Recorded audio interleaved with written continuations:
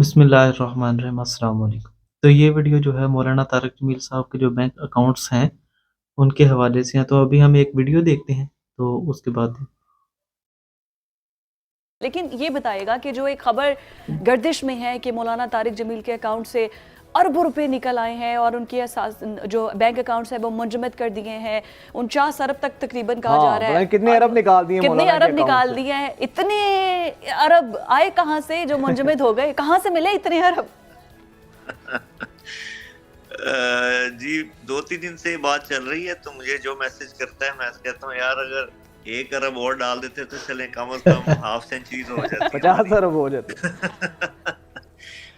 जी बस देखें बड़े अफसोस से कहना पड़ता है कि आप जो हम जिन हालात से हम इस वक्त गुजर रहे हैं जी, अगर आप उसके अंदर किसी एक वजह को कंक्लूड करें ना जी, कोई एक सबब हम तलाश करें कि हमारे ज़वाल के असबाब में से कोई एक सबसे बड़ा सबब क्या है, तो मेरे साथ आप मेरी बात के आप तायीद करेंगे कि वो इस वक्त हमारा जो सबसे बड़ा सबब है ना जी, वो है झूठ।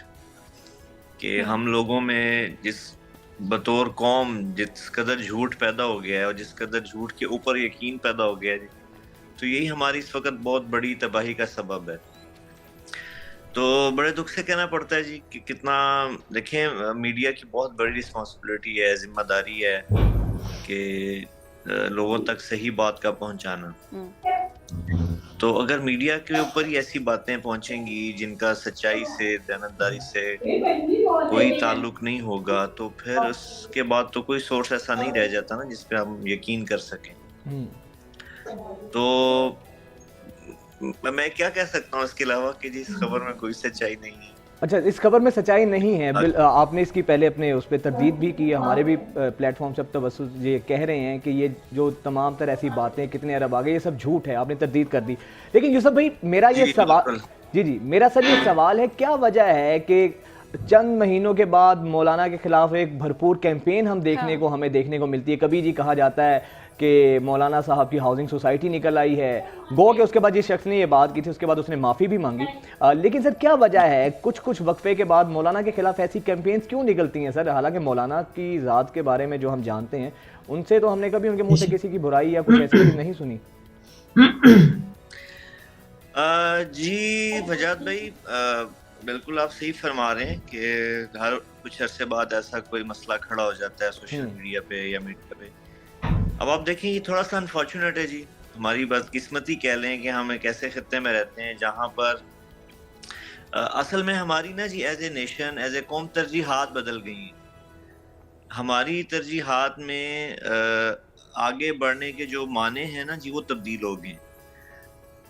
तो आप जैसे आप सब अच्छी तरह जानते हैं जी, आप तो मीडिया वाले हैं कि यहाँ पर जो तरजीहात हैं उसमें रेटिंग कह लें, पैसा कह लें, आगे बढ़ना कह लें, कोई ऐसी खबर देना जिससे लोगों में आपको ज़्यादा सुना जाए, आपको ज़्यादा देखा जाए।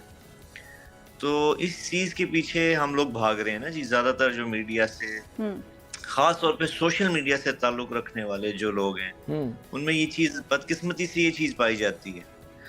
तो मुझे तो बहुत बड़ा सबब यही समझ में आता है, हो सकता है मैं गलत भी हूँ, कि हाँ सिर्फ मौलाना ही नहीं, आप देखें पाकिस्तान भर में और भी लोग ऐसे हैं जिनके बारे में किसी वक्त में कोई ऐसी बात कर दी जाती है कि जिससे देखने वालों की तादाद बढ़ जाए, लाइक्स बढ़ जाए, व्यूज बढ़ जाए, सब्सक्राइबर्स बढ़ जाए। तो ये आप देख रहे हैं कि एक दौड़ लगी हुई है ना इस चीज की, इसके पीछे लोग भाग रहे हैं। तो ज़ाहिरी सबब तो यही समझ में आता है जी, वरना आज के देखें टेक्नोलॉजी के दौर में किसी के बारे में इंफॉर्मेशन लेना, राब्ता करना कितना आसान है। तो अगर आपने अगर खुद हिट होना है तो किसी भी हिट शख्स के साथ कोई ना कोई ऐसी खबर जो है वो वायरल कर दें, आप भी हिट और उसको आपने डैमेज कर दिया, उसका किसी को कोई फर्क नहीं है।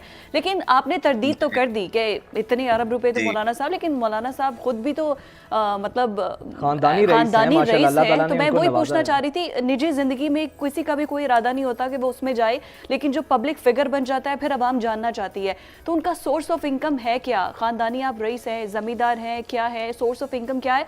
और अगर आप 49 अरब नहीं है तो कोई तो 1 अरब भी हो, जरा कुछ पता तो चले कितने अरब है। جی دیکھیں میں میں نے وجاد بھائی پہلے ایکچولی وجاد بھائی وہاں بھی آئے ہوئے ہیں جہاں ہمارا سب جو کاروباری سیٹ اپ چل رہا ہے وہاں پہ ماشاءاللہ ہی آئے ہوئے ہیں، خود تشریف لائے ہوئے ہیں. جی جی تو اللہ کا شکر ہے جی. دیکھیں ہمیں اللہ تعالیٰ نے جو خاندانی پیشہ دیا وہ ہے زمیندار، ایگریکلچر جس کو ہم کہتے ہیں. اوکے. اور الحمدللہ ایک اچھے لیول پہ اللہ تعالیٰ نے ہمیں یہ چیزیں دی بہتر. ہوئی ہیں.